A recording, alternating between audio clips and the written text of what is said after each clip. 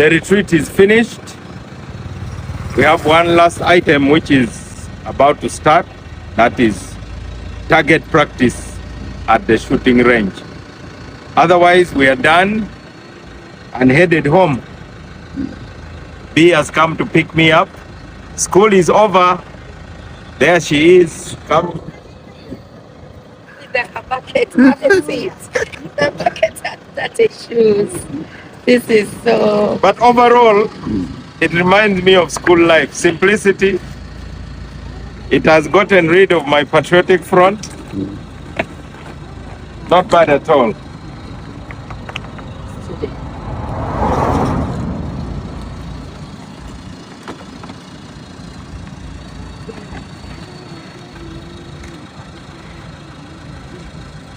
Here we are.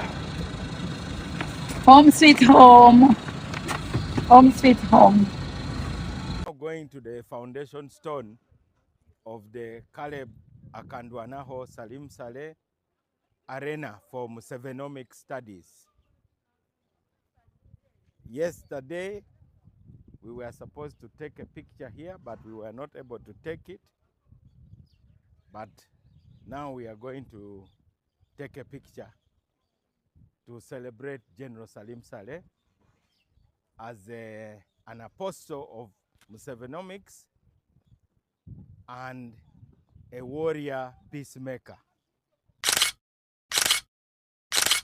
For building of the General Caleb Akandwanaho Salim Saleh School of Research and Walter Rodney Block at the National Leadership Institute, Kyankwanzi, was laid by His Excellency General Yoweri Kaguta Museveni, President of the Republic of Uganda, on the 13th of April, 2026. Well done, guys.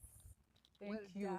Well done. Next time you come back here to Kyankwanzi in 5 years, Even before you have been sworn in, you are doing something. You're making a mark. Thank you. And also to put a people should learn to appreciate good people when they are still alive. Yeah. They should not appreciate them when they are dead. And they bring beautiful flowers. So whoever is there, anyone that General Saleh has ever had a very good impact on you, it is high time you come and join us. Let us join hands and build this block. Let us not even stress the president to get resources or even General himself. Anyone there who feels like you should or you're willing to contribute to this very, very noble cause, you're most welcome. Muhoza Desire, Woman MP Chiboga District. The next step is now to show the artistic impression. All that we're going to be sharing. Architectural plans. And thank you for thinking big. One of the diseases of this country is thinking small. And General Salim Saleh is a big thinker. This is a tribute to two things that I heard when the director of Nali was reading the citation. He said, an apostle of Musevenomics, and then number two, a warrior peacemaker. Yes. He's a warrior, but also a peacemaker. But most of us are warriors. I can see. So we should learn from General Saleh that if you're a warrior, at a certain point in life, you should also become a peacemaker. Thank you. For being a friend. Thank you. Thank you, Honorable MP-elect. Congratulations for insisting that rather than having a small dream, Nali should have a big dream, befitting of General Caleb Akandwanaho.